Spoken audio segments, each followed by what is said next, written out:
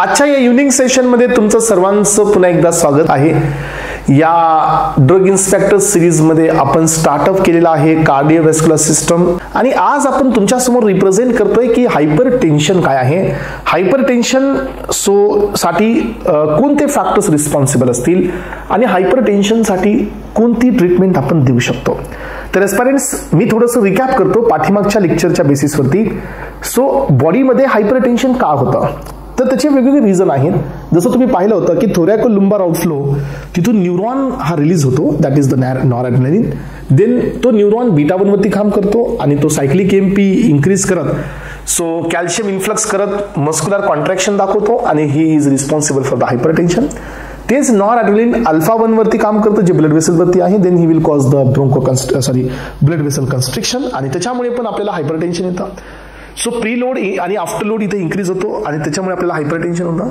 त्याच वेळेला हा नॉरएड्रेनालिन जेक्स्ट्रा ग्लुमेरुलर ॲपॅरेटस वरती पण काम करतो, जे की जे ॲपॅरेटस वरती आहे आणि that is also responsible for the hypertension via RAS system. RAS it stand for the renin angiotensin aldosterone system. जसं तो जे ॲपॅरेटस वरती काम करेल तिथून प्रो रेनिन रिलीज होईल. एन्झायमॅटिकली नॉन एन्झायमॅटिकली त्याचं कन्व्हर्जन रेनिन मध्ये होईल. रेनिन हा एक प्रोटिओलायटिक एन्झाईम आहे जो अँजिओटेन्सिनोजनचं कन्व्हर्जन अँजिओटेन्सिन 1 मध्ये करेल. अँजिओटेन्सिन 1चं कन्व्हर्जन अँजिओटेन्सिन 2 मध्ये अँजिओटेन्सिन कन्व्हर्टिंग एन्झाईम करेल. अँजिओटेन्सिन कन्व्हर्टिंग एन्झाईम हा पण प्रोटिओलायटिक आहे. 2 पेप्टाइड इथं स्प्लिट होतील आणि अँजिओटेन्सिन 2 इथं तुम्हाला मिळेल, जो की ऑक्टापेप्टाइड्स असेल aspirants. And then he will act on the adrenal gland, जो किडनीचा भाऊ आहे, आणि he will increase the production of aldosterone from the cholesterol. आणि हे प्रोडक्शन होईल झोना ग्लोमेरुलासामध्ये, कॉर्टिकल लेअर असते ही, आणि हा अल्डोस्टेरॉन मग मध्ये डिफ्यूज होईल आपल्या किडनीमध्ये. He will act on the mineralocorticoid receptor at the collecting duct आणि तो सोडियम चॅनेलला इन्फ्लक्स करेल. सोडियम इन्फ्लक्स होतील, देन पोटॅशियमचा आउटफ्लक्स होईल. सोडियमचा इन्फ्लक्स झाल्यामुळे पेरेंट्स कार्डियक मायोपॅथी होईल. आणि याच्यामुळे पण आपल्याला हायपरटेन्शन होऊ शकतं, because sodium is responsible for the rapid depolarization. हे सगळे पाथवे आपण पाहिले पेरेंट्स, ज्यांच्यामुळे हायपरटेन्शन होतं. कॅल्शियम चॅनल ओपन झाल्यामुळे ही हायपरटेन्शन होतं. ब्लड वेसल कन्स्ट्रिक्शनमुळे पण हायपरटेन्शन होतं. मग आपण त्या सर्व पाथवेजला ब्लॉक करण्यासाठी आपण ड्रग्स घेऊन आलो. यामध्ये पहिला क्लास आला बीटा 1 ब्लॉकर, सेकंड क्लास आला अल्फा 1 ब्लॉकर, थर्ड क्लास आला रास सिस्टमचे antagonist, direct renin inhibitor, angiotensin converting enzyme inhibitor, angiotensin receptor blocker, अल्डोस्टेरॉनचे ब्लॉकर आणि सोडियम चॅनल ब्लॉकर्स. हे होते ड्रग्स जे रास सिस्टम मध्ये यूज होतात. Alpha blockers, beta blockers, alpha beta blockers, calcium channel blockers, arterio dilator, veno dilators. आणि aspirants याच्यामध्ये ऍडज्युएंट म्हणून आपण डायरेटिक्स पण देत असतो. Diuretics are responsible for decreasing the reabsorption of the fluid, जे की आपल्या किडनीमध्ये होतं आणि that may be leads to the elimination of the large amount of the fluid. आणि असं होत असेल तर ब्लड व्हॉल्यूम कमी होतो आणि that will be the synergistic in to treat the hypertension. म्हणून हा हायपरटेन्शनचा क्लास आपल्या एक्झामला खूप इम्पॉर्टंट आहे. आणि एस्पिरंट्स, याच्या डेफिनेशन सोबत हे क्लासिफिकेशन मी दिलेलं आहे. हायपरटेन्शन हे ब्लड प्रेशर हाय असेल तर याला आपण हायपरटेन्शन म्हणतो. म्हणजे सिस्टॉलिक आणि डायस्टॉलिक ब्लड प्रेशर हे 120/80 mmHg जे असतं ते जर हाय लेवलला जात असेल तर that is the hypertension. Anti hypertensive drug is a medication that is used to lower the high blood pressure and reduce the risk of the complications such as the heart attack, stroke, heart failure and the kidney disease. लक्षात घ्या parents, याच्यामुळे hypertension आपल्या बॉडीमध्ये चांगली गोष्ट नाही आहे. कारण हायपरटेन्शनमुळे हार्ट अटॅक येऊ शकतो, हायपरटेन्शनमुळे स्ट्रोक येऊ शकतं, हायपरटेन्शनमुळे किडनी फेल होऊ शकते, हायपरटेन्शनमुळे हार्ट फेल्युअर पण होऊ शकतं. They work through the different mechanism to reduce the blood pressure by decreasing the blood volume. बघा, आपण एकतर ब्लड व्हॉल्यूम कमी करतो. ब्लड व्हॉल्यूम कमी करण्यासाठी we are using the diuretics. Relaxing the blood vessels म्हणजे इथं वेनो डायलेटर आणि आर्टरिओ डायलेटर्स आपण वापरतो. कॅल्शियम चॅनल ब्लॉकर्स बी आपण इथं देतो. अल्फाचे ब्लॉकर्स पण देतो एस्पिरंट्स. आणि हार्टचा लोड ही कमी करतो म्हणजे बीटा 1 चे ब्लॉकर्स देतो. एस्पिरंट्स, अशा प्रकारे आपण या ठिकाणी हे ब्लड व्हॉल्यूम डिक्रीज करणारी रास सिस्टम पण आहे. रास सिस्टमचे ड्रग्स पण याच्यावरती काम करतात. मग आपण या ठिकाणी याच्या क्लासिफिकेशन कडे चाललोय. पहिलं क्लासिफिकेशन आहे डायरेटिक्सचं. डायरेटिक्स हे कोण आहेत एस्पिरंट्स? डायरेटिक्स आर द एजंट्स जे आपल्या बॉडीमध्ये युरिनचा फ्लो इन्क्रीज करतात. म्हणजे युरिन फ्लो इन्क्रीज करतात, युरिन फॉर्मेशन इन्क्रीज करतात आणि रिअब्झॉर्प्शन डिक्रीज करतात. यांनाच आपण डायरेटिक्स असं म्हणतो. यांच्यामध्ये हाय इफिकेसी डायरेटिक्स असतात, यांनाच आपण लूप डायरेटिक्स असं म्हणतोय. मीडियम इफिकेसी डायरेटिक्स जे की थायाझाइड्स आणि थायाझाइड लाईक डायरेटिक्स आहेत. आणि ऍडज्युएंट डायरेटिक्स म्हणजे काय असतात? हे पोटॅशियम स्टेरिक डायरेटिक्स आणि कार्बोनिक अनहायड्रेज इनहिबिटरचे डायरेटिक्स आहेत. सो हाय इफिकेसी मध्ये फ्युरेसेमाइड आहे, ब्युमेटिनाइड आहे, टोर्सेमाइड आहे. हे हाय इफिकेसी म्हणजे हे लूप डायरेटिक्स असतील एस्पिरंट, जे की सोडियम पोटॅशियम 2 क्लोराइड को ट्रान्सपोर्टरचे इनहिबिटर्स असतात. सो थायाझाइड्स मध्ये पहा, थायाझाइड्स आणि थायाझाइड्स लाईक डायरेटिक्स मध्ये हायड्रोक्लोरथायाझाइड्स, बेंझोथायाझाइड्स, थायाझाइड्स, मिथायाझाइड्स हे थायाझाइडचे एक्झाम्पल्स आहेत. थायाझाइड लाईक मध्ये क्लोरथॅलिडोन, मेटालेझोन, झिपामाइड, इंडेपामाइड हे आहेत थायाझाइड लाईक. आणि यांची मेकॅनिझम काय असते तर हे डिस्टल कन्व्होल्युटेड ट्यूब वरती जे सोडियम क्लोराइड सिम्पोर्टर असतं तर हे त्याचे इनहिबिटर्स असतात. यानंतर वीक डायरेटिक्स मध्ये कार्बोनिक अनहायड्रेज इनहिबिटर जो ब्रश बॉर्डर वरती प्रेझेंट असतो. कार्बोनिक अनहायड्रेजची मेकॅनिझम तुम्हाला पाठीमागच्या लेक्चरमध्ये मी एक्सप्लेन केलेली आहे. He is responsible for the reabsorption of the sodium bicarbonate ion. आणि सोडियम बायकार्बोनेट आयन रिअब्झॉर्ब होत असतो via formation of the carbonic acid आणि spontaneously it is dissociated into the H+ and the HCO3- आणि H+ is getting antiported with the sodium आणि sodium मध्ये येतं आणि HCO3- पण मध्ये जाऊन पुन्हा वापस आपल्याला काय मिळतं सोडियम बायकार्बोनेट. तर त्याचे इनहिबिटर्स आहेत आपल्याकडे ऍसिटाझोलामाइड, ब्रिंझोलामाइड हे 2 ड्रग इथं लक्षात ठेवा. सो यानंतर आहे पोटॅशियम स्पॅरिंग डायरेटिक्स जे पोटॅशियमला बॉडीमध्ये प्रिझर्व करतात, पोटॅशियमला आउटफ्लक्स होऊ न देणारे डायरेटिक्स आहेत. एक्झाम्पल मध्ये आहे अल्डोस्टेरॉनचे अँटागोनिस्ट, स्पायरोलॅक्टोन आणि इप्लेरिनॉन. आणि यानंतर सोडियमचे इनहिबिटर्स आहे ट्रायमटेरिन आणि अॅमिलोराइड. आणि finally aspirants we have the third class जे की कुठल्याही रिसेप्टर मेडिएटेड ऍक्शन नाही करत आहे, तो असतात ऑस्मोटिक डायरेटिक्स ज्यांचं काम असतं ऑस्मोसिस करणे. मी तुम्हाला सांगितलं होतं osmosis is a movement of the solvent. Osmosis is not a movement of the solute. Solute ही डिफ्युजन ही एक सोल्यूटची मुवमेंट असते. ऑस्मोसिस ही एक सॉल्व्हंटची मुवमेंट असते. Then this drug will cause the osmosis inside the blood vessel. मग काय होतं की जे आपल्या टिश्यू मध्ये सॉल्व्हंट आहे हे मायग्रेट होतं इनटू द ब्लड वेसल आणि याच्यामुळे किडनीकडला फ्लो इन्क्रीज होतो एस्पिरंट्स, ब्लड फ्लो. आणि ब्लड फ्लो इन्क्रीज झाल्यानंतर काय होतं फिल्ट्रेशन वाढतं आणि फिल्ट्रेशन इन्क्रीज होत असेल तर एक्सक्रीशन इन्हान्स होतं. त्यामुळे हे ड्रग्स असतात osmotic diuretics. So aspirants mannitol, isosorbide, glycerol and the urea हे याच्यातील ड्रग्स आहेत. यानंतर मग आपल्याकडे अँटी कॅन्सर मध्ये दुसरा क्लास तर तो आहे ACE इनहिबिटर्स. ACE इनहिबिटर म्हणजे काय एंजियोटेन्सिन कन्व्हर्टिंग एन्झाइम इनहिबिटर्स आहेत. कॅप्टोप्रिल, इनालाप्रिल, लेसिनोप्रिल, पेरिंडोप्रिल, रॅमिप्रिल आणि फोसिनोप्रिल हे प्रिल आहेत एस्पिरंट्स, प्रिल डेरिव्हेटिव्हज असतात. ACE इनहिबिटर म्हणजे रास सिस्टमचे इनहिबिटर्स आहेत. एंजियोटेन्सिन कन्व्हर्टिंग एन्झाइम इनहिबिटर म्हणजे जे एंजियोटेन्सिन 1चं कन्व्हर्जन जे एंजियोटेन्सिन 2 मध्ये करणारा जो एन्झाइम असतो त्याचे हे इनहिबिटर्स आहेत. एंजियोटेन्सिन रिसेप्टर ब्लॉकर म्हणजे हे डायरेक्ट AT1 चे ब्लॉकर्स आहेत जिथं एंजियोटेन्सिन 2 जाऊन ऍक्टिव्हेट करतो झोना ग्लोमेरुलोसा आणि सिंथेसिस करतो अल्डोस्टेरॉनचं. त्याचे इनहिबिटर्स असतात हे लोसार्टन, कॅन्डिसार्टन, वल्सार्टन. सो एस्पिरंट्स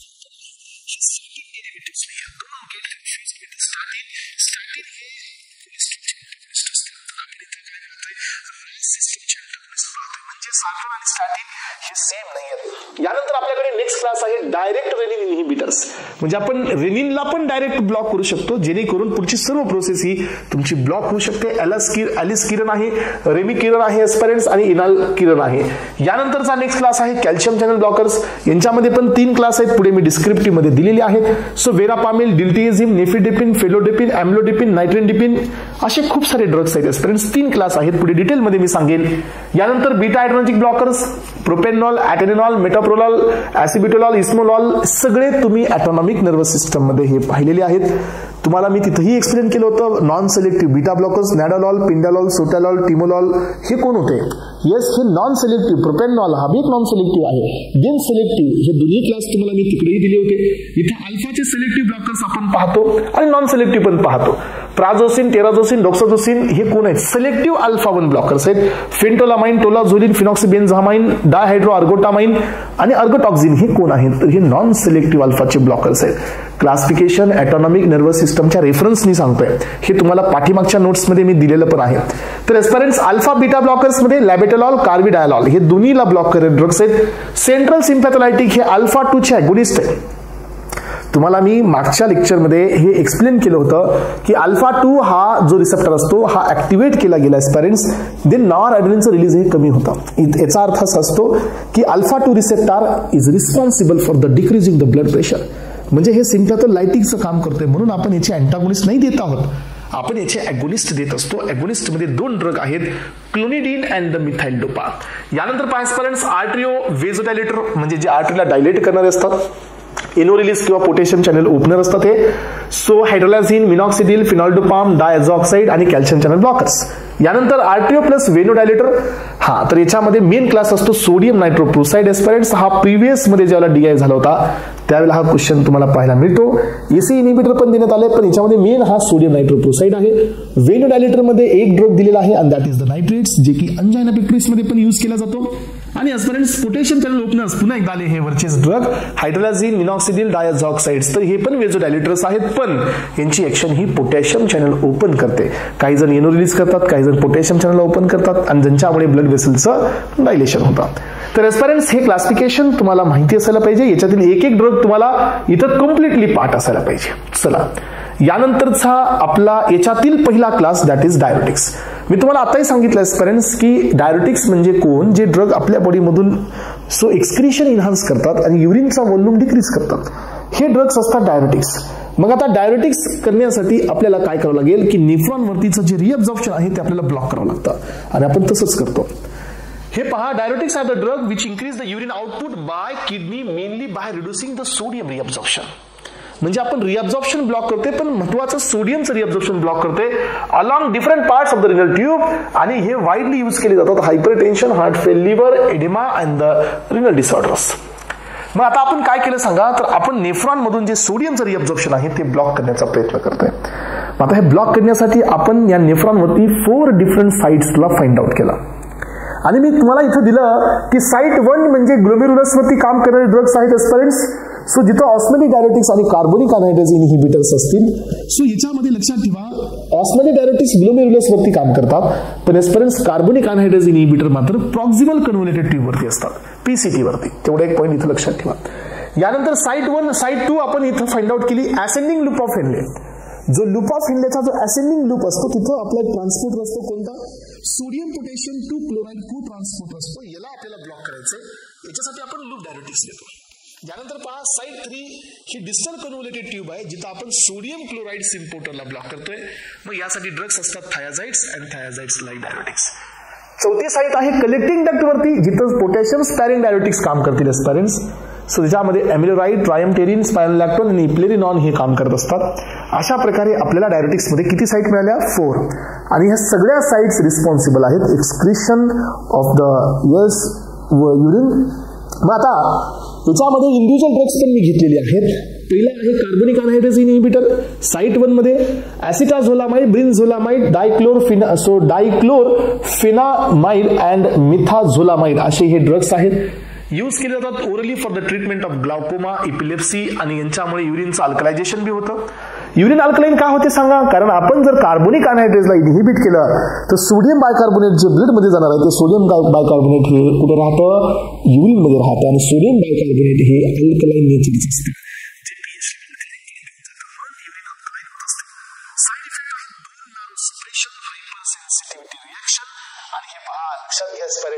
मेटाबॉलिक ऍसिडोसिस म्हणजे काय, की ब्लड मध्ये ऍसिडिक पीएच येतो, कारण ब्लड मध्ये सोडियम बायकार्बोनेट आता एंटर नाही करणार आहे, त्यामुळे ब्लड मध्ये ऍसिडोसिस होतं. आणि हे लक्षात घ्या, हायपोकॅलेमिया का आला सांगा बरे.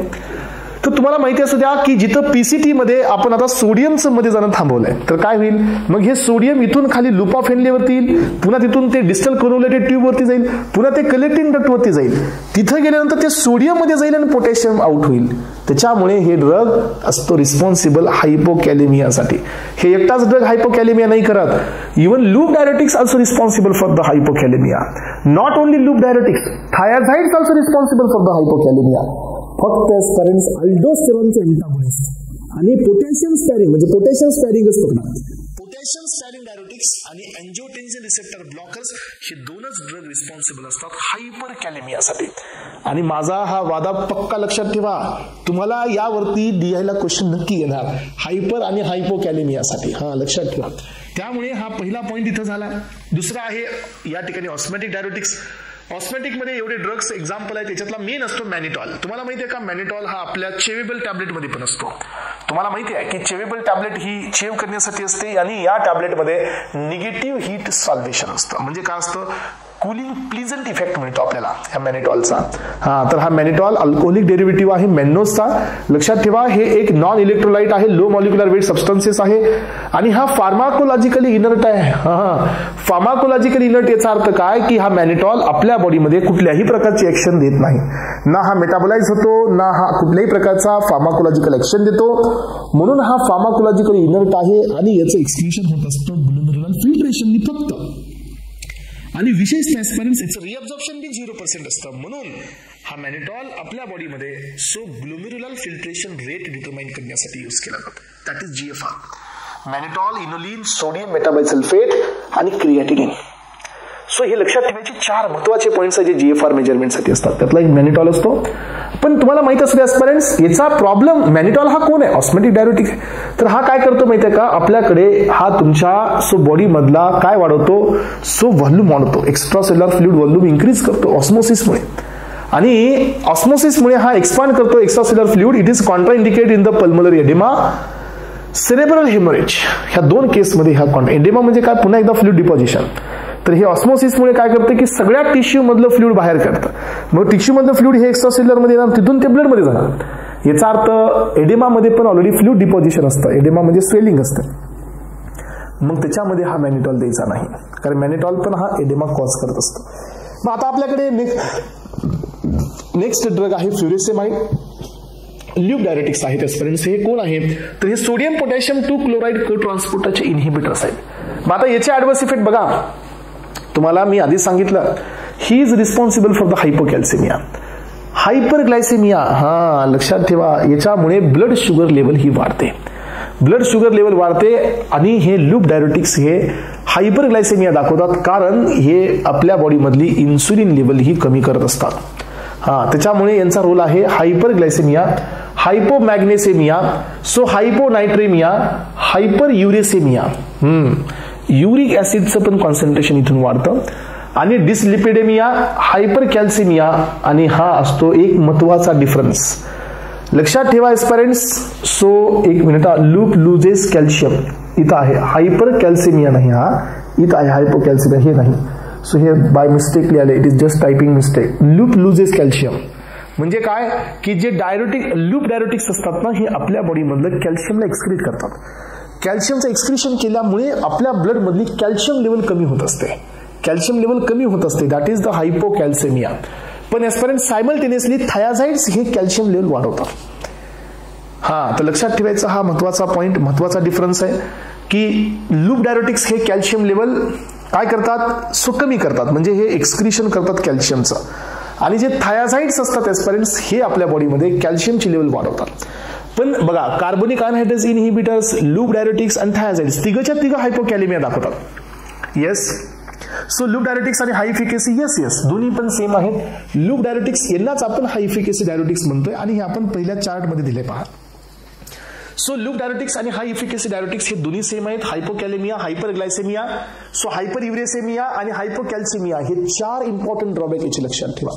मग आता याच्यामध्ये फ्युरेसेमाइड आपण पहिला ड्रग घेतोय. याच्यातला एकच पॉइंट तुम्हाला ऍड करायचा आहे की या फ्युरेसेमाइडकडे additional carbonic anhydrase inhibitor reaction आहे. हा sodium potassium 2 chloride co transporter inhibitor आहेच आहे एस्पिरन्ट्स, बट सायमल्टेनियसली हा अजून कार्बोनिक अनहायड्रेस इनहिबिटर पण आहे. हा इन्क्रीज करतो HCO3 मायनस एक्सक्रिशन ऍज वेल. त्यानंतर ब्युमेटेनाइड हा त्याच्यापेक्षा मोस्ट पोटंट आहे, लूप डायरेटिक आहे, less adverse effect than the furosemide. Furosemide पेक्षा याला कमी ऍडव्हर्स इफेक्ट आहेत. टोरसेमाइड हा हाय सिलिंग डायरेटिक्स आहे, property similar to the furosemide, but it is 3 times more potent than the furosemide. तर हे छोटे छोटे बीट्स झालेले आहेत एस्पिरन्ट्स. यानंतर बघा आता नेक्स्ट बीट आहे थायाझाइड्स. थायाझाइड्स हे कोण आहेत तर हे तुमचे सोडियम क्लोराइड सिम्पोर्टर इनहिबिटर आहे आणि यांच्याकडे मॉडरेट इफिकेसी आहे. मग आता यांचे बघा ड्रॉबॅक काय आहेत. पहिला ड्रॉबॅक आहे हायपोकॅलेमिया. बघा आतापर्यंत आपण 3 ड्रग पाहिले, कार्बोनिक अनहायड्रेस इनहिबिटर्स पाहिले, लूप डायरेटिक्स पाहतोय आणि आता या ठिकाणी आपण थायाझाइड्स पण पाहतोय. पण तिघांमध्ये एक प्रॉब्लेम कॉमन आहे, दॅट इज हायपोकॅलेमिया. असं का झालं सांगा. याचं रिझन तुम्हाला माहिती आहे की तिथं 3ही जागी आपण सोडियमचं मध्ये जाणं थांबवलंय. 3ही जागी आपण सोडियमचं रिअब्झॉर्प्शन ब्लॉक केलंय. सोडियमचं रिअब्झॉर्प्शन ब्लॉक केलं aspirants and that is the only reason की कलेक्टिंग डक्ट कडे सोडियमची डिलिव्हरी वाढवली आपण. आलं लक्षात. सो सोडियमचं रिअब्झॉर्प्शन थांबवलं आपण पीसीटी मध्ये, असेंडिंग लूप ऑफ हेनले मध्ये आणि डिस्टल कन्व्होल्युटेड ट्यूब मध्ये. त्याच्यामुळे रिझल्ट काय आला की सोडियमची जास्त डिलिव्हरी होत आहे कलेक्टिंग डक्ट मध्ये. त्यामुळे कलेक्टिंग डक्ट मधून सोडियम मध्ये जात आहे आणि पोटॅशियम आउट होते. आणि म्हणून हे तिन्हीच्या तिन्ही ड्रग रिस्पॉन्सिबल आहेत फॉर द हायपोकॅलेमिया. येस, हे पहा, पण यांचा हायपोकॅलेमिया मोर दॅन लूप डायरेटिक्स आहे. कारण का? याचं कारण पण तुम्हाला माहिती पाहिजे आजपर्यंत. हे बघा, सो याच्यासाठी तुम्हाला एक छोटंसं पॉइंट क्लिअर करून देतोय. सो इथं तुम्ही लक्षात ठेवा स्टुडंट्स की आता हे माझ्याकडे नेफ्रॉन आहे, राईट. सो हे नेफ्रॉन आहे, तर हे असेंडिंग लूप ऑफ हेनले. इथं मी सोडियमचं मध्ये जाणं थांबवलं, तर हे सोडियम इथं कलेक्टिंग डक्ट मध्ये गेलं तर पोटॅशियमचं आउट होत आहे. पण ह्या सोडियमला अजून एक चान्स आहे इथून बाहेर जाण्याचा सीएल सोबत. त्यामुळे हे सोडियम इथं कमी येणार आहे. And that is why हा हायपोकॅलेमिया शो करेल याचे inhibitors but less than this inhibitors. कारण जर याला कुणी इनिबिट करत असेल, हे कोण आहे, NaCl सिम्पोर्टर आहे, याला कुणी इनिबिट करत असेल तर काय होईल फ्रेंड्स, हे सोडियम डायरेक्टली कुठे पास होईल इथं आणि हे मध्ये जाईल तर पोटॅशियम आउट होईल. याचा अर्थ की thiazide diuretics is more liable to cause the hypokalaemia than the loop diuretics. असं का? कारण लूपने जे सोडियम इनहिबिट केले ते सोडियम काही इथून मध्ये गेले आणि काही सोडियम इथून गेले. इथून जेवढे गेले तेवढंच पोटॅशियम लॉस होत आहे. पण जर आपण याला इनहिबिट करत असाल तर हे सगळे सोडियम इथूनच जाणार. त्यामुळे he is more liable to cause the hypokalaemia. अलग लक्षात सगळ्यांच्या. हा बीट कळते सगळ्यांना. हा, तर आता पहा, तर याच्यामुळे काय होतं सांगा की हायपोकॅलेमिया झाल्यामुळे बॉडीमध्ये डिजिटॅलिसची टॉक्सिसिटी वाढते. तुम्हाला माहितीये का, मी तुम्हाला एक एक्झाम्पल दिलं होतं पाठीमागच्या लेक्चरमध्ये. एक पंप दिलता, तुम्हाला आठवत असेल. कोणता पंप दिलता मी? हा, सो 3 सोडियम 2 पोटॅशियमचा पंप दिला होता, which is present on the heart, that is also present on the neuron, that is also present on the intestine. असे 3-4 ठिकाणी असतो तो. मग आता पहा की मी 3 सोडियम बाहेर घेतोय आणि 2 पोटॅशियम मध्ये घेतोय. मग पोटॅशियम मध्ये कधी येतील माझ्याकडे, ज्याला पोटॅशियम बाहेर आहे. पण जर समजा आजपर्यंत मी हायपोकॅलेमिया पासून सफर करतोय, I am suffering from the hypokalaemia, तर बाहेर पोटॅशियम नाही आहे. याचा अर्थ तो पंप ऑलरेडी इनहिबिटेड आहे. हा, लक्षात घ्या, इम्पॉर्टंट बीट DI मध्ये येऊ शकतो. सो काय सांगितलं जातंय की बाहेर जर हायपोकॅलेमिया आहे तर पंप ऑलरेडी इनहिबिटेड आहे आणि त्याच्यात तुम्ही डिजिटॅलिस दिलाय तर काय होईल, डिजिटॅलिसची टॉक्सिसिटी होईल तुम्हाला. कारण आउटर साइडला हायपोकॅलेमिया ऑलरेडी आहे. So due to hypokalaemia digitalis toxicity enhance होईल आणि रिड्यूस होईल सल्फोनिलुरियाज ऍक्शन. असं का झालं सांगा, याचं कारण मी तुम्हाला सांगतो. सल्फोनिलुरियाज हे कसं काम करत असतात हे पहा. तर आपल्या सो या ठिकाणी बीटा पॅनक्रियाटिक सेल, हा बीटा पॅनक्रियाटिक सेल आहे. याच्यामधून लक्षात ठेवा की मधला जो पोटॅशियम असतो तो बाहेर येत असतो. लक्षात ठेवा. तर आता जर आपण बाहेर हायपोकॅलेमिया ठेवलेला आहे, सो आता आपण काय करतो की सल्फोनिलुरियाज देत असतो याला ब्लॉक करण्यासाठी. ह्याला ब्लॉक केल्यानंतर हा पोटॅशियम इथे रिटेन होतो. पोटॅशियम रिटेन झाल्यामुळे मध्ये कॅल्शियमचं इन्फ्लक्स होतं आणि कॅल्शियम इन्फ्लक्स झाल्यामुळे इन्सुलिन रिलीज होत असतो आणि insulin responsible for the decreasing the sugar level. म्हणून आपण हे सल्फोनिलुरियाज दिलेत. कोण आहे ते? सो आपल्याकडे टोलब्युटामाइड आहे, राईट. सो ग्लेबेनक्लेमाइड आहे ना. सल्फोनिलुरियाचे डेरिव्हेटिव्ह आहेत हे ओरल हायपोग्लायसेमिक एजंट्स आहेत. मग जर समजा एस्परेंट्स याला ब्लॉक केलं, पोटॅशियमचं कॉन्सन्ट्रेशन इन्क्रीज झालं, पोटॅशियममुळे कॅल्शियमचं इन्फ्लक्स झालं, कॅल्शियममुळे इन्सुलिन रिलीज झाला, म्हणून हे ड्रग कोण आहेत? ओरल हायपोग्लायसेमिक एजंट्स आहेत. पण आता झालंय काय की बाहेर आहे हायपोकॅलेमिया, तर तुम्ही हा ड्रग जरी दिला तरी हे पोटॅशियम बाहेर जाणारच, कारण आउटर साइडला हायपोकॅलेमिया आहे. त्याच्यामुळे हा पोटॅशियम बाहेर जाणार, मध्ये होणार निगेटिव्ह चार्ज. निगेटिव्ह चार्ज असल्यानंतर इन्सुलिन रिलीज होणार नाही, कारण इन्सुलिन जिथं स्टोअर असतं त्याचं डिग्रॅन्युलेशन होण्यासाठी तुम्हाला कॅल्शियम लागतं. आणि याचा अर्थ एस्परेंट्स की हायपोकॅलेमियामुळे हे सल्फोनिलुरियाची ऍक्शन ही नल होते. म्हणून आपण काय दिलं, hypokalaemia increases digitalis toxicity but hypokalaemia reduces sulphonylureas action. पण तुम्हाला या केसमध्ये सल्फोनिलुरियाचा डोस हाय द्यावा लागतो. कळते का? म्हणून या डायरेटिक्सच्या म्हणजे फंद्यात कुणी जात नाही, कारण का हे एवढं कॉम्प्लिकेटेड असतंय. सो डायरेटिक्स हे तुम्हाला लक्षात ठेवा, डायरेटिक्स हे तुम्हाला इतक्या इझिली सो क्लिअरिटी देणार नाही, कारण तुम्हाला हे पॉइंट्स जे असतात ना हे कन्फ्युज करतात पेपरमध्ये. पण कन्फ्युजन करायचा विषयच नाहीये, कारण मी तुम्हाला क्रिस्टल क्लिअर ह्या सगळ्या गोष्टी देत आहे. हाय सिलिंग डायरेटिक्स आणि ammonium glycosides antibiotics are both ototoxic and nephrotoxic. तर लक्षात ठेवा, फ्युरेसेमाइड्स आणि अमोनियम ग्लायकोसाइड्स यांना सोबत नाही द्यायचं. हे ओटोटॉक्सिक बी आहेत, हे नेफ्रोटॉक्सिक बी आहेत. Diuretics diminishes the uricosuric action of the probenecid. Probenecid हा कोण असतो माहितीये का? युरिक ऍसिडचे डिपॉझिशन, गाऊट. गाऊट मध्ये हा एक्सक्रिशन इन्हान्सर असतो, है ना, लक्षात ठेवा. मग डायरेटिक्स काय करतात की प्रोबेन्सिनची युरिकोसुरिक ऍक्शन डिमिश करतात. याचा अर्थ प्रोबेन्सिनला तिथे एंट्री होऊ देतच नाही. तर हे पण एक इंटरॅक्शन इथं महत्वाचं आहे स्टुडंट्स. आणि यांच्यामध्ये इंडेपामाइड आहे एक्झाम्पल. सो आता याचे इंडिव्हिज्युअल ड्रग सुरू झालेले आहेत. तर aspirants chemically related to the chlorthalidone, also less metabolic adverse effect आहेत. हायपोकॅलेमिया, हायपरग्लायसेमिया, हायपरयुरेसेमिया हे कॉमन गोष्टी आहेत. So indacrinone use to so for the patient of the gout, कारण हे इनहिबिट करत असतो.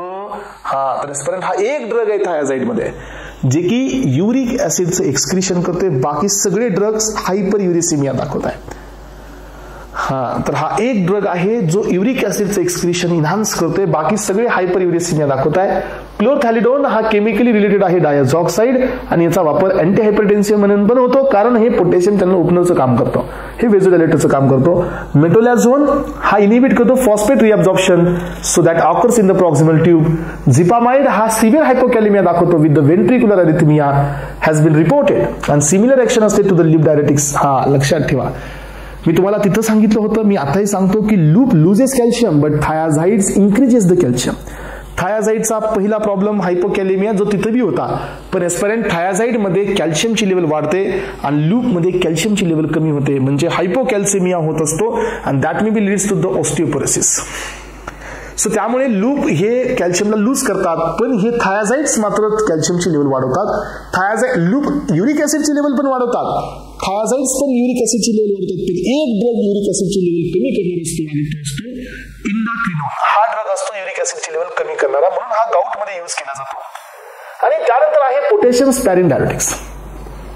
हे डिस्टल कन्व्हर्टेड ट्यूब वरती काम सॉरी डिस्टल ट्यूब आणि कलेक्टिंग डक्ट वरती काम करणारे असतात. लेट डिस्टल ट्यूब म्हणजे कलेक्टिंग डक्ट, आणि हे प्रिझर्व करत असतात पोटॅशियम, म्हणजे पोटॅशियमला हे थांबवत असतात, पोटॅशियमला बाहेर जाऊ देणार नसतात, कारण हे पोटॅशियम स्पॅरिंग डायरेटिक्स आहेत. पोटॅशियमचं आउट होऊ देत नाहीयेत, हे पोटॅशियमला बाहेर जाऊ देत नाहीत. हे एक्झाम्पल आहे स्पायरोलॅक्टोन. स्पायरोलॅक्टोन ब्लॉक करतो मिनरलोकॉर्टिकॉइड रिसेप्टर आणि प्रोमोट द सोडियम एक्सक्रिशन. आणि काय झालं, सोडियमचं एक्सक्रिशन वाढवलंय ना, जे सोडियमचे चॅनल्स होते ना जे मध्ये येणारे, तर ते रिसेप्टर ब्लॉक केल्यामुळे ते चॅनल होतात क्लोज, आणि ते चॅनल क्लोज झाल्यामुळे काय वाढतं, एक्सक्रिशन वाढतं. आणि सोडियमचं एक्सक्रिशन झाल्यामुळे काय होतं, एस्पेरेंट्स पोटॅशियम हे प्रिझर्व होतं. पोटॅशियम बाहेर जाणारच नाही, कारण आपण तुम्हाला मी सांगितले आयनिक बॅलन्सिंग होण्यासाठी सोडियम इन आणि पोटॅशियम आउट होत असतो. आता आपण सोडियमलाच आउट करतोय, तर पोटॅशियम कुठे राहील, मध्येच राहील. त्यामुळे स्पायरोलॅक्टोन हा एक ऍक्टिव्ह मेटाबोलाइट मध्ये पण कन्वर्ट होतो, दॅट इज द कॅन्ड्रिनॉन. कॅन्ड्रिनॉन हा स्पायरोलॅक्टोनचा एक ऍक्टिव्ह मेटाबोलाइट आहे. स्पायरोलॅक्टोन पण ऍक्टिव्ह आहे, कॅन्ड्रिनॉन पण ऍक्टिव्ह आहे. याचा T1/2 16 hours पर्यंतच असतो. So spironolactone increases the calcium excretion, हे कॅल्शियम एक्सक्रिशन वाढवतं aspirants. Whereas amiloride decreases it, म्हणजे काय की स्पायरोलॅक्टोन हे लूप सारखी ऍक्शन देते, आणि अॅम्युलोराइड हे थायाझाइड सारखी ऍक्शन देते.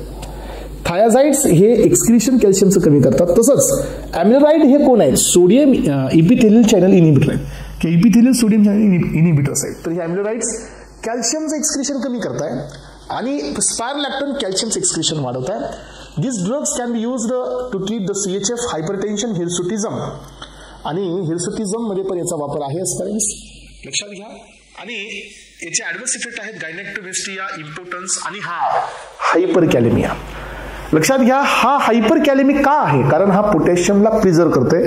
जर याचा डोस जास्त झाला तर हे पोटॅशियमचं कॉन्सन्ट्रेशन ब्लडमध्ये वाढवू शकतो, सोडियमला कमी करतोय आणि पोटॅशियमला वाढवतोय. That is what it is used, it is responsible to show the hyperkalaemia. त्यानंतर इप्लिनॉन ह्याचा न्यू अॅनालॉग आहे, सिलेक्टिव्ह आहे, अल्डोस्टेरॉनचा अँटागोनिस्ट आहे, लेस लायबल टू कॉज द गायनेक्टोमेस्टिया. गायनेक्टोमेस्टिया काय असतो माहिती का, मेलमध्ये ब्रिस्ट फॉर्मेशन होतात, दॅट इज द गायनेक्टोमेस्टिया.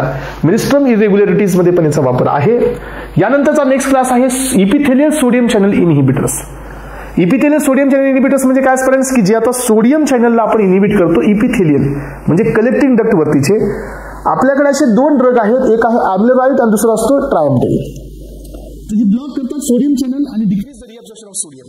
सोडियम चॅनलला ब्लॉक करतात आणि मध्ये येणारं सोडियम स्टॉप करतात. मध्ये येणारं सोडियम स्टॉप होते आजपर्यंत पोटॅशियम आउट होणार नाही. त्यामुळे हे पण ड्रग कोण आहेत? पोटॅशियम स्पॅरिंग डायरेटिक्स आहेत. हे पण ड्रग कोण आहेत? हे पोटॅशियमला प्रिझर्व करणारे ड्रग्स आहेत. एक्झाम्पल मध्ये ॲम्लेरॉइड 10 times more potent, longer acting than the triamterene, decreases the magnesium and calcium excretion, increases the urate excretion. म्हणजे हे बघा, हे कॅल्शियमचं एक्सक्रिशन डिक्रीज करणार आहेत, म्हणजे हे हायपर कॅल्सिमिक ड्रग आहेत. आणि युरिक ऍसिडचं एक्सक्रिशन वाढवणार आहेत, म्हणजे युरिक ऍसिडला कमी करणार आहेत. यानंतर एस्परेन्स, याचा दुसरा अॅनालॉग पण त्याच्यातच आला. आता आपण जात आहोत याच्या इमिडिएट सेकंड चॅप्टरमध्ये, दॅट इज अँटी डायरेटिक्स. तुम्ही आतापर्यंत पाहिलं की डायरेटिक्स म्हणजे काय, की जे बॉडीमध्ये युरिन फ्लो इन्क्रीज करणारे ड्रग्स आहेत. आणि हे आपल्याला गरजेचं आहे काही केसमध्ये, हायपरटेन्शनमध्ये हे गरजेचं आहे, आपल्याला कंजेस्टिव्ह हार्ट फेल्युअरमध्ये हे गरजेचं आहे, आपल्याला हार्ट फेल्युअरमध्ये हे गरजेचं आहे, आपल्याला रिनल फेल्युअरमध्ये. पण एस्पॅरेन्स काही केसमध्ये तर बाहेर व्हॉल्यूम जाऊ न देणं पण गरजेचं आहे, म्हणजे युरिनेशन न होणे पण गरजेचं आहे काही केसमध्ये. कधी तर आपल्याकडे अशा केसेस आहेत. तर यातली पहिली केस आहे एस्पॅरेंट, दॅट इज द पॉलियुरिया. पॉलियुरिया काय असतो, की ज्या पर्सन मध्ये फ्रिक्वेंट युरिनेशन होतं. समजा एखादा असा पर्सन आहे ज्याला 30 मिनिट्स, प्रत्येक 30 मिनिट्स त्याला युरिनेशनला जावं लागतं, दॅट इज पॉलियुरिया. मग अशा केसमध्ये लक्षात घ्या, सो तुम्हाला एक्सेसिव्ह युरिनेशन हे ना, एक्सेसिव्ह युरिनेशन मध्ये आपल्याला काय करावं लागेल, युरिनचा व्हॉल्यूम कमी करावं लागेल आणि रिअब्झॉर्प्शन वाढवावं लागेल. तर एस्परेन्स मग असा इफेक्ट कुणाचा असतो आपल्या बॉडीमध्ये? नॅचरली एक हॉर्मोन आहे आपल्याकडे, yes, that is anti diuretic hormone. म्हणून हे ड्रग्स असतात अँटी डायरेटिक्स ड्रग. आणि अजून कुठे यूज होतो? डायबिटीस इन्सिपिडस मध्ये. डायबिटीस इन्सिपिडसचा अर्थ असा असतो, सो बॉडीमधून इनअप्रोप्राइट एक्सक्रीशन होत असतं. नॉक्टर्नल इनोरेसिस म्हणजे चिल्ड्रन मध्ये जी बेड वेटिंग होत असते. This is not the diabetes mellitus. This is diabetes insipidus म्हणजे excessive inappropriate loss of urine. Nocturnal enuresis म्हणजे बेड वेटिंग, चिल्ड्रन मध्ये जे बेड वेटिंग होते कंटिन्युअसली युरिनेशन होऊन, ती पण आपण थांबवू शकतो. पण आपल्याला काय करावं लागतं, युरिनचा व्हॉल्यूम कमी करावा लागतो. डायरेटिक्स म्हणजे काय, युरिनचा व्हॉल्यूम वाढवणारे ड्रग्स आहेत. अँटी डायरेटिक्स म्हणजे काय, युरिनचा व्हॉल्यूम कमी करणारे ड्रग्स आहेत. मग आपण युरिनचा व्हॉल्यूम वाढवण्यासाठी काय केलं, रिअब्झॉर्प्शनला ब्लॉक केलं. आणि आता आपल्याला युरिनचा व्हॉल्यूम कमी करायचं आहे, तर आपल्याला काय फेवर करावं लागेल एस्परेन्स? आपल्याला फेवर करावं लागेल रिअब्झॉर्प्शन आणि आपल्याला इनहिबिट करावं लागेल एक्सक्रीशन. त्यासाठीचे हे ड्रग्स आहेत. Anti diuretics agents are the drug that reduces urine formation by increasing the water reabsorption in the kidney, mainly used to treat the conditions characterised by urination, polyuria, diabetes insipidus. So nocturnal bed wetting हे त्याचेच दोन प्रकार आहेत पॉलियुरियाचे. So याचे पहिला analogue आहे वॅसोप्रेसिन. बघा, वॅसोप्रेसिन, लायप्रेसिन, terlipressin, desmopressin. लक्षात ठेवा, हे ड्रग्स एक्झाम मध्ये येण्याची चांगली संकेत आहे. वेसोप्रेसिन ही प्रायमरी अँटीडायरेटिक आहे, मिमिक करतो नॅचरल हॉर्मोन सारखा. सो लाईक अँटीडायरेटिक हॉर्मोन, त्याच्यामुळे हा आर्जिनिन वेसोप्रेसिन याला नाव दिलं होतं, की आर्जिनिन याच्यामध्ये अमिनो ऍसिड असतो. याची मेकॅनिझम लक्षण बघा, V2 रिसेप्टरवरती काम करतो, कलेक्टिंग डक्टच्या इन्क्रीज करतो वॉटरचं रिअब्झॉर्प्शन, आणि हे या ठिकाणी ॲक्वापोरिन चॅनलला इन्सर्ट करतो आणि वॉटरचं रिअब्झॉर्प्शन होतं कलेक्टिंग डक्टमध्ये आणि युरिनचा व्हॉल्यूम कमी होतो. अजून एक ऍक्शन याला असते, V1 रिसेप्टर थ्रू हा ब्लड वेसलवर काम करून हा वेझोकन्स्ट्रिक्शन करतो आणि त्याच्यामुळे जो किडनीकडे जो ब्लड फ्लो असतो आजपर्यंत तो कमी होतो. दोन मेकॅनिझमनी हे एक्सक्रीशन कमी करते. एक तर कलेक्टिंग डक्टमध्ये ॲक्वापोरिन चॅनल रिक्रूट करते, ज्याच्यामुळे काय होतं की वॉटर रिअब्झॉर्ब होतं. दुसरी गोष्ट, हा V1 रिसेप्टरवरती काम करत हा ब्लड वेसलला कन्स्ट्रिक्ट करतो. याचा यूज असतो डायबिटीस इन्सिपिडस मध्ये, सेंट्रल मध्ये न्यूरोजेनिक, ब्लिडिंग इसोफॅजियल व्हॅरिसेस वेसो कन्स्ट्रिक्टिव्ह इफेक्ट दाखवतो हा. त्याच्यामुळे हा या ठिकाणी ब्लिडिंग वेसोफॅजियल म्हणजे कधी कधी काय होतं की ब्लड वेसल्स एक्सेसिव्ह डायलेशनमुळे ब्लिडिंग होते त्या केसमध्ये, आणि कार्डियक अरेस्टमध्ये. हा 3 कंडिशनमध्ये याचा यूज आहे. Side effect hypertension, water intoxication म्हणजे वॉटरचं जास्त व्हॉल्यूम आपल्या बॉडीमध्ये वाढतो, हायपोनायट्रेमिया. लक्षात ठेवा की बॉडीमध्ये व्हॉल्यूम आल्या, वॉटरचं इंटेक झाल्यामुळे नायट्रोजनचा व्हॉल्यूम डायल्यूट होतो. That is what the hyponatremia. Headache बी होतं. डेस्मोप्रेसिन हा सिंथेटिक एनालॉग असतो वेसोप्रेसिनचा. हा V2 रिसेप्टरनी काम करतो, अँटीडायरेटिक इफेक्ट दाखवतो विदाउट वेझोकन्स्ट्रिक्शन. डायबिटीस इन्सिपिडस मध्ये, नॉक्टर्नल बेड वेटिंग मध्ये, हिमोफिलिया ए आणि विल्ली ब्रँड डिसीज टाईप 1 मध्ये पण याचा वापर असतो. लक्षात ठेवा, हे याची ऍडिशनल इन्फॉर्मेशन आहे. तर हा तुमचा सो हिमोफिलिया ए म्हणजे फॅक्टर नंबर 8 रिलीज करतो. लक्षात, वॉन विल्लेब्रॉड फॅक्टर हे रिलीज करतो, हा फॅक्टर नंबर 16 असतो. हे 2 फॅक्टर रिलीज करतो हा, त्याच्यामुळे हा हिमोफिलिया ए आणि वॉन विल्लेब्रॉड डिसीजेस मध्ये पण याचा वापर आहे. साइड इफेक्ट आहे वॉटर रिटेन्शन, हेडेक, हायपोनायट्रेमिया, लायप्रेसिन आणि टर्लीप्रेसिन. सो हे वोल्डर आहेत, वेसोप्रेसिनचे अॅनालॉग आहेत, नेझल स्प्रेनी दिले जातात. टर्लीप्रेसिन हा प्रोड्रग असतो वेसोप्रेसिनचा, स्ट्रॉंग व्ही1 अगोनिस्ट असतो. ब्लिडिंग मध्ये याचा वापर आहे. हिपॅटोरिनल सिंड्रोम मध्ये साइड इफेक्ट आहे ॲब्डोमिनल क्रॅम्प अँड द हायपरटेन्शन. प्रत्येक जण ब्लड मध्ये व्हॉल्यूम वाढवतोय म्हणून हे हायपरटेन्शन मध्ये द्यायचे नाहीये. हा, तर एस्पायरंट्स इथपर्यंत आपण पाहिलं अँटी डायरेटिक्स. आता पहा, याच्यामध्ये तुम्हाला माहिती असू द्या की या अँटी डायरेटिक्स मध्ये याचे ब्लॉकर्स आहेत आपल्याकडे. अजून एडीएचचे अँटागोनिस्ट म्हणजे हे ड्रग कोण असतील? डायरेटिक्स. बरोबर आहे ना, एडीएचचे अँटागोनिस्ट म्हणजे कोण? डायरेटिक्स. मग आपल्याकडे एडीएचचे वेसोप्रेसिनचे अँटागोनिस्ट आहेत पहा, रेल्कोवॅप्टन, लेक्झिवॅप्टन, मोझावॅप्टन, टोलवॅप्टन, कोनिवॅप्टन हे ड्रग्स असतात. जर समजा syndrome of inappropriate anti diuretic hormone secretion जर असं झालं की कदाचित आपल्या बॉडीमध्ये आपण एडीएचचं प्रमाण जास्त घेतलं आणि युरिन पूर्ण बंद झाली, मग हे ड्रग घ्यायचे पुन्हा वाढवण्यासाठी. तर अशा प्रकारे आपण आजच्या लेक्चरमध्ये या लेवलपर्यंत पोहोचलो. एस्पायरंट्स, हायपरटेन्शनची सुरुवात झालेली आहे, पण याच्यामध्ये एक सेक्शन आपला इथं संपलेला आहे डायरेटिक्स आणि अँटी डायरेटिक्सचा. राईट, चलो. Aspirants, thank you so much. Have a nice day.